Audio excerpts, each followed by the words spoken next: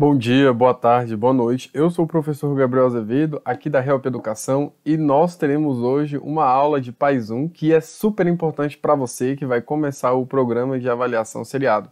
Nós vamos entender hoje como estudar a redação para o PAIS 1, as cobranças do CESP, SEBRASP, UNB.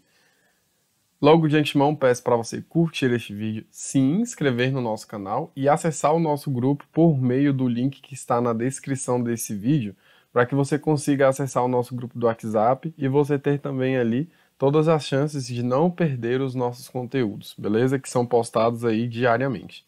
Bom, então vamos lá porque a gente não pode perder tempo. Primeira coisa que nós precisamos entender é que a prova será dividida em aspectos microestruturais e em aspectos macroestruturais.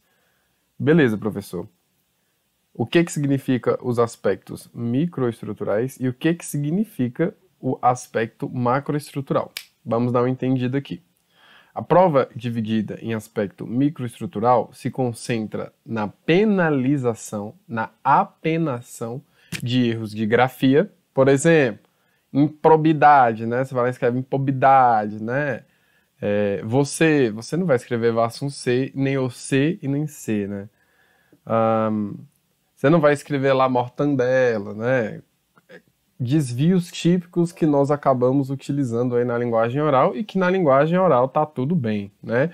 Até porque é muito bom frisar que falantes nativos não cometem erros, não é verdade? Se é assim que a pessoa usa determinada linguagem, se é assim que a pessoa usa uma variedade de língua, tudo certo, né? O que importa é que na hora da escrita nós não podemos fugir daquilo que é o padrão, tá?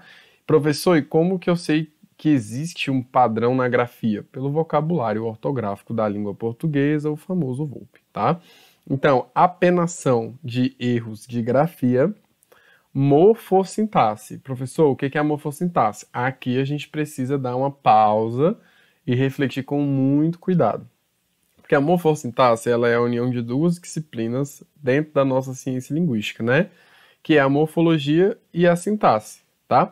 Então, no que a gente vai olhar aqui? Concordância verbal e nominal, regência verbal e nominal, uso de vírgula, pontuação, tá? A acentuação também nós podemos colocar aqui, uma vez que não está explicitada dentro do nosso aspecto microestrutural, beleza? Então aí nós temos sempre essa relação de que os aspectos da morfossintaxe são um pouco mais, digamos assim, abrangentes, né? Também temos aí, enquanto aspecto morfossintático, né, as valências do verbo, né? Saber distribuir bem um verbo, se ele é transitivo direto, ou se ele é transitivo direto e indireto, ou só transitivo indireto, tá? Então a gente tem aí essa relação da valência também. E propriedade vocabular é você não usar a linguagem que você utiliza lá no seu Twitter, lá no seu Instagram, lá no seu Facebook, lá no seu TikTok, vai se tratar, garoto, né? Dentro da sua prova de redação, beleza? Então a primeira coisa com que nós nos deparamos em termos de cobrança é que nós temos os aspectos microestruturais, beleza? Grafia, morfossintaxe e propriedade vocabular, certo? Espero que você já tenha copiado essa informação. Então eu vou passar, se você não tiver copiado ainda, é só dar uma pausazinha aí e copiar, beleza? 2. Os aspectos macroestruturais incluem o desenvolvimento do tema e a apresentação textual. Então, olha só, se nós estamos pensando que os aspectos microestruturais estão se relacionando mais a grafia, morfossintaxe e propriedade vocabular, vamos colocar que tange mais aos conhecimentos de gramática, os aspectos macroestruturais eles já são completamente diferentes, porque eles vão tanto observar se você desenvolve o tema por meio de repertório sociocultural pertinente, legitimado e produtivo. Por mais que essas terminologias sejam muito utilizadas no Enem, todos os textos precisam ter um repertório sociocultural legitimado, pertinente e produtivo, tá? Ou seja, repertórios, né? Ou seja, materializações de cultura da sociedade para conseguir provar aquilo que a gente tem como ponto de vista, tá? E a apresentação textual, professor, se o desenvolvimento do tema, então, é a utilização de repertórios que vão fazer a manutenção do tema já que o desenvolvimento do tema é a utilização de sinônimos das palavras-chave do tema para que eu possa manter o sentido do texto. O que é a apresentação textual? A apresentação textual nada mais é, preste atenção, nada mais é do que a forma como você escreve a sua redação, tá? Nada mais é do que a forma como você deixa transparecer a sua redação, a escrita da sua redação, né? Então nós temos aí macroestrutura, né? Desenvolver o tema por meio de repertórios socioculturais e por meio da utilização de sinônimos, bem como a apresentação textual que deve ser elaborada, preste atenção, deve ser elaborada com base na sua escrita e na estética visual da sua escrita, beleza? Vamos avançar um pouquinho. Se não tiver copiado, é só pausar o vídeo e copiar. Bom, ainda nos aspectos macroestruturais, avaliam-se a organização das ideias e a estruturação do texto. Então, você precisa selecionar informações, relacionar essas informações, e depois de selecionar, relacionar, você precisa o quê? Organizá-las, tá? Então, a organização das ideias e a estruturação do texto, quais são as ideias com que eu vou trabalhar, e essas ideias elas vão ser apresentadas em que parágrafos? Introdução, vamos apresentar todas as informações na introdução e a ordem de apresentação dessas informações. Então, vou começar a falar de A primeiro no desenvolvimento 1 e B eu vou falar no desenvolvimento 2. Então, eu organizei e dei a estrutura, tá? Bem como a legibilidade, o respeito à margem e a indicação de parágrafos. Então, o que a gente pode entender aqui? A organização das ideias e a estruturação do texto está naquilo que a gente chama de desenvolvimento do tema, enquanto que a legibilidade, o respeito às margens e a paragrafação ou indicação de parágrafo, esses itens estão inseridos no que nós chamamos de apresentação textual, beleza? Então, isso aqui foi elaborado com base na própria cartilha de redação, beleza? Disponibilizada pelo próprio programa de avaliação seriado da Universidade de Brasília, tá? Então, passemos aqui, belezinha? Os tipos textuais e os gêneros textuais que podem vir a cair na sua prova. Diferente do Enem, que adota somente a dissertação e a argumentação, dois tipos textuais, não é? Previsível.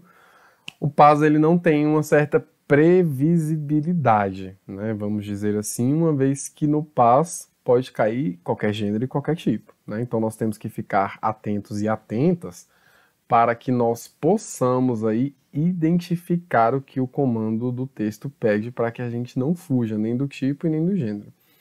5 tipos textuais que nós temos, né? Dissertação, descrição, narração, argumentação, e aqui eles colocam um texto instrucional, né? Que seria o texto aí injuntivo, né? Aquele texto ali que vai te dar ordens passo a passo, né? Pegue tal coisa, faça isso, bata a clara em neve, separe a clara em neve da gema. Então, são textos aí que nos dão certas ordens e procedimentos.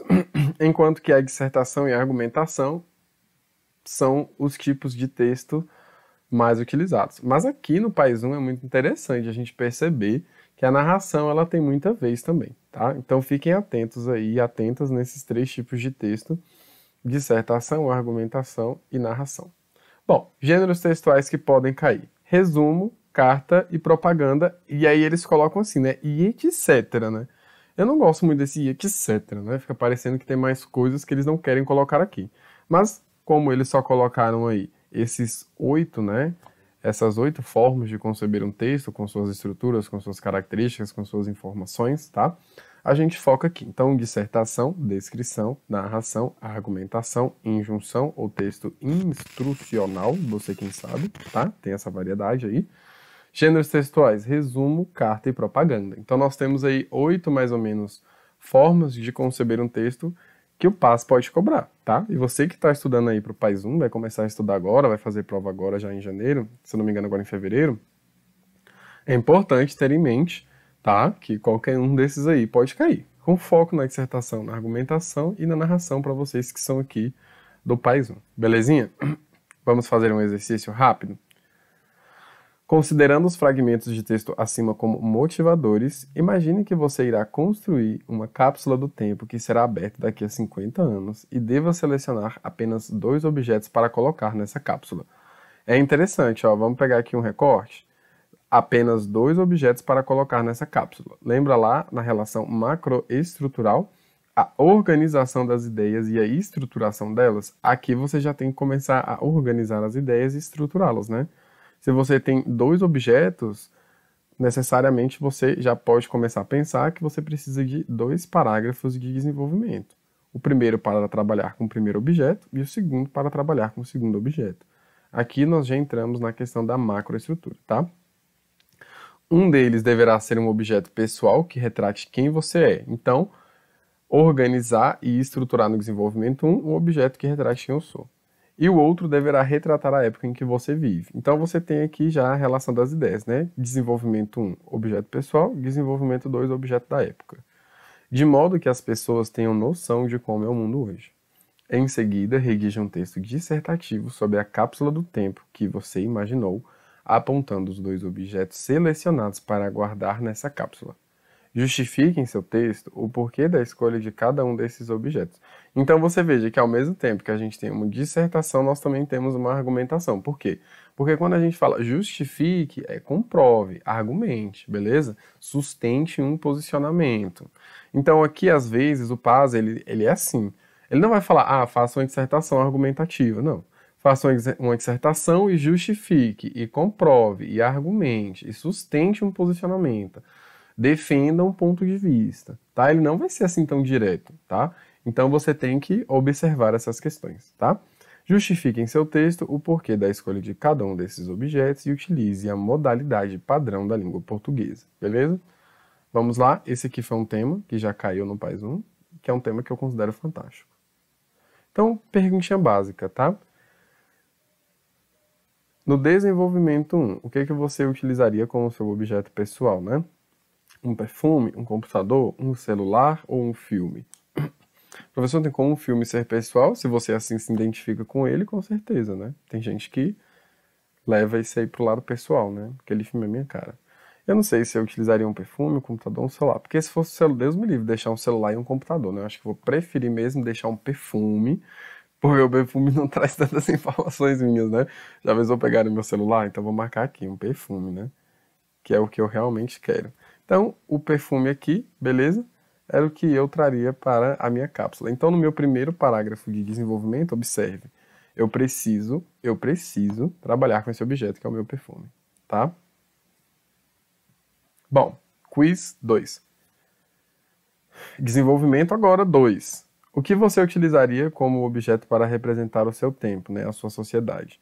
Um jornal, uma lei, um TikTok ou uma reportagem, tá? Então você veja, você precisa selecionar aqui um objeto que deve retratar a época em que você vive, beleza? Um jornal, uma reportagem, uma lei, um TikTok, com certeza representam bem, né? Como eu sei que vocês são esses garotos e garotas aí que gostam dessas coisas, né? Vai se tratar garoto, eu provavelmente colocaria aqui um TikTok, né? Porque o TikTok, ele está sendo utilizado por muitas pessoas, e aí, com certeza, acabaria, como é que eu posso dizer? Mostrando bem a nossa sociedade da época, né? Eu acho que realmente o TikTok ele tem essa capacidade também, como as redes sociais também as outras tiveram. Bom, por fim, a última pergunta, preste atenção. A dissertação, tá? Ela é o quê?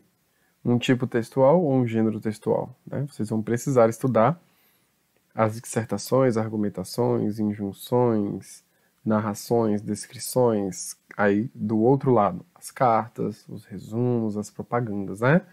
Então nós temos aí 12 segundinhos, 10 segundinhos para você me dizer aí o que você considera, né? Um tipo textual ou um gênero textual. Com certeza, professor, a gente sabe que é o quê? Um tipo textual, tá? Bom, eu sou o professor Gabriel Azevedo, aqui da Help Educação. Se você tiver gostado desse breve e elucidatório desse vídeo, você pode curtir aqui este vídeo, se inscrever no nosso canal e o mais importante que é acessar os nossos grupos do WhatsApp do PAS 1, tá? Por meio da descrição que se encontra neste vídeo aqui, beleza? Com um linkzinho, tudo bonitinho. Então, eu sou o professor Gabriel Azevedo aqui da Help Educação. Se você tiver alguma dúvida, deixe nos comentários. Help Educação, aquela ajuda que você precisa.